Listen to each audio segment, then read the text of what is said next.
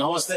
ఇప్పుడు దాకా మనకి అజారుద్దీన్ కి చూసుకున్నట్టయితే మొన్నదాకా ఏం మాట్లాడలేదు. ఆయనకు కూడా ఎన్నో కొన్ని ఆశలు అయితే ఎమ్మెల్యే టికెట్ పైన అయితే ఉన్నాయని అందరికీ అర్థమైపోయింది. అదే సిచ్యువేషన్ లో ఇప్పుడు పదవి అనేది ఒకటి ముందు పెట్టేసి ఆయనకి నడిపిస్తున్నారా అని ఏమంటారు దాని మీద? అజరుద్దీన్ గారికి ముందు ఆయన ఇక్కడ సీట్ ఇచ్చినప్పుడు, కాంగ్రెస్ టికెట్ ఇచ్చినప్పుడు ఆయన గెలవలేదు. అప్పటి నుంచి ఆయనే సీఎం గారి దృష్టిలో ఉన్నారు. ఈయనకి ఎమ్మెల్సీ ఇస్తే మినిస్టర్ చేయవచ్చు అని చెప్పేసి ఆయనకి ముందు ఎమ్మెల్సీ చేశారు.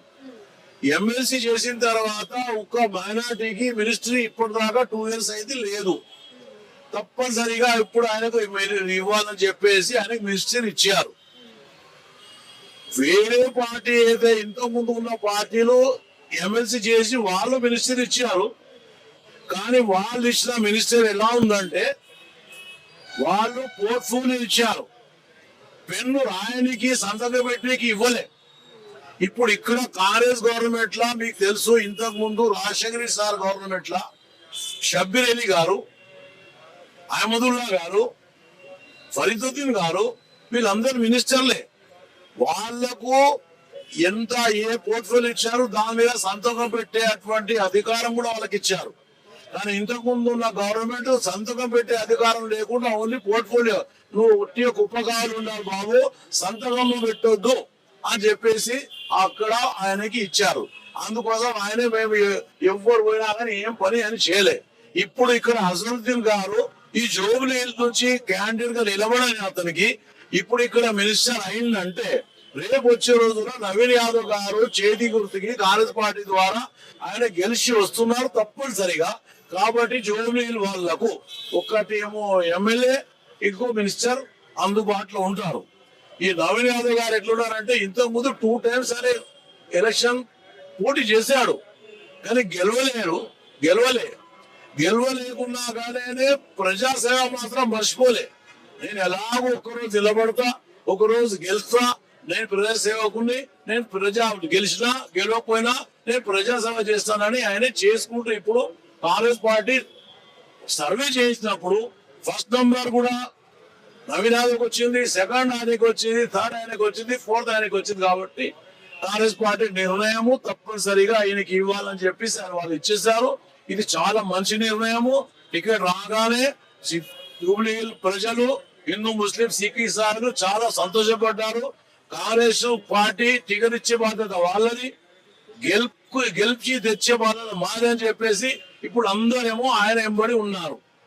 అంటే ముస్లిం ఓట్లు చీలిపోకుండా ఉండడానికే పదవి ఇచ్చారు అని చెప్పేసి ఇంకో సైడ్ నుంచి కూడా వినిపిస్తుంది. అది నిజమే అంటారు? అది ఒక్కటి వాళ్ళు అంటున్నారు కానీ అసలు ఇంతకు ముందు ఉన్న గవర్నమెంట్ 12% రిజర్వేషన్ ముస్లింలకు ఇస్తానని చెప్పారు, ఇవ్వలేదు.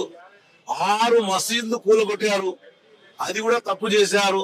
తర్వాత 52 మైనారిటీ కాలేజీలు, దాంట్లో అమ్మాయిలు అబ్బాయిలు చదువుకునేది ఆ కాలేజీ మూసేశారు, కంప్యూటర్ సెంటర్లు మూసేశారు, లైబ్రరీ మూసేశారు.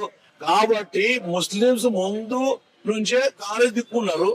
ఇంకా ఈ మినిస్టర్ ఇచ్చినందుకు ఇంకా ప్లస్ అవుతుంది. ఎలాగైతుంది? మా గురించి ఎవరు ఆలోచిస్తే మేము వాళ్ళ గురించి ఆలోచన చేస్తాం కదా. ఎవరు కాదు, ఒక చేతులు తీసాలి, ఒక చేతులు తీసుకోవాలి, అంతే కదా. ఆయనకి ఇచ్చుడు తప్పేం కాదు. మైనారిటీ మినిస్టర్ లేదు 2 సంవత్సరాల నుంచి, ఇప్పుడు ఆయనకి ఇచ్చారు, అది తప్పేం కాదు, మంచి పని. ఇంకోటి ఏంటంటే ఈ కేటీఆర్ గారు 500 రోజుల తర్వాత మళ్ళీ కేసీఆర్ గారేమో సీఎం అయి వస్తున్నారని చెప్పినారు. అంటే ఆయనకు లెక్క రావా? 5 సంవత్సరాలు అంటే 1800 రోజులు. దాంట్లోకి వెళ్ళి ఇప్పుడు ఎన్ని రోజులు పోయినాయి? 700 రోజులు పోయినాయి. ఇంకా 1100 రోజులు ఉన్నాయి. 500 రోజులకు ఎట్లా వస్తాయన? ఈ కాంగ్రెస్ గవర్నమెంట్ అయిపోతుంది 500 రోజులుగా కాదు. అస్సలు ఈ విషయం ఏంటంటే ఆయన ఆలోచన ఇంతకు ముందు మోసం చేసినట్టు ఇప్పుడు చేద్దామని 500 రోజులలో మా బీఆర్ఎస్ పార్టీని తీసుకొచ్చి కాంగ్రెస్ లో కలుపుకొని నేను సీఎం అవుతాను సోనియామ్మతో మాట్లాడి అని అనుకున్నాడు. ఇంతకు ముందు తెలంగాణ కావాలని చెప్పేసి ఆయన సోనియామ్మకు దూకిచ్చాడు.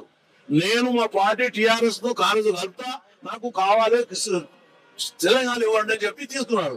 తీసుకోలేమో మొత్తం టిఆర్ఎస్ పార్టీ అట్లే పెట్టుకున్నాడు, సీఎం అయినాడు. అప్పుడు ఇచ్చిన దోకా ఇప్పుడు మళ్ళా ఇద్దామని ఆలోచన ఉన్నాడేమో. మరి అది ఏంది 500 రోజులకు సీఎం ఎలా అవుతాడు? కాలేదు కదా. అందుకోసం ఆయన ఆలోచనలు ఆయన దాన్ని పక్క పెట్టుకొని బాబు, ఇక్కడ ఉన్న సీఎం గారు చాలా మంచి పని చేస్తున్నారు, అందరికి అభివృద్ధి చేయాలని ఆయన బాగున్నది. ఈ గవర్నమెంట్ అనేది 1 కోటి మందికి రేషన్ కార్డు ఇచ్చారు. 4 కోట్ల మంది మన తెలంగాణలో 1 కోటి మందికి ఇచ్చారు ఆయన. ఈ రేషన్ కార్డు ఇంత ముందు గౌరవం ఇచ్చారా? ఇవ్వలేదు. 200 రూపాయలు కరెంట్ బిల్ ఇచ్చారా? ఇక్కడ లేదు. బస్సులు ఫ్రీ మహిళలకు చేశారు, అమ్మాయిలకు ఇచ్చారు, లేదు. ఇప్పుడు ఈయన ఇచ్చారు. ఇప్పుడు మన రైతులకు రుణాలు మాఫీ, ఏ గవర్నమెంట్ లా రుణాలు మాఫీ కాలే. ఇంతకు ముందు రాజశేఖర రెడ్డి ఉన్నప్పుడే రుణాలు మాఫీ చేశారు, తర్వాత రుణాలు మాఫీ ఎప్పుడు చేయలేదు. ఇప్పుడు ఇవన్నీ పనులు ఆయన చేస్తున్నారు కాబట్టి పెచ్చు మొత్తం కాంగ్రెస్ దిక్కు ఉంటుంది. కాబట్టి వచ్చే రోజుల్లో నవీన్ యాదవ్ గారు గెలిచి వచ్చేది ఖాయము. హస్తం గుర్తు ఇలా అందరు ఓటేసేది ఖాయము. చేతి గుర్తు అందరు ఓటేద్దామని 11 తారీఖు ఎప్పుడు వస్తుంది ఆలోచనతో ఉన్నారు. ఇంకో విషయము, మెజార్టీ ఎంత వస్తుందని మీరు అంటున్నారు కదా. మెజార్టీ అనేది బీజేపీకి, బీఆర్ఎస్ కి, ఇండిపెండెంట్ ఉన్నోళ్ళకి అందరికీ ఓట్లు ఎన్నెత్తో అన్ని ఓట్లు మన నవీన్ యాదవ్ గారికి వస్తాయి.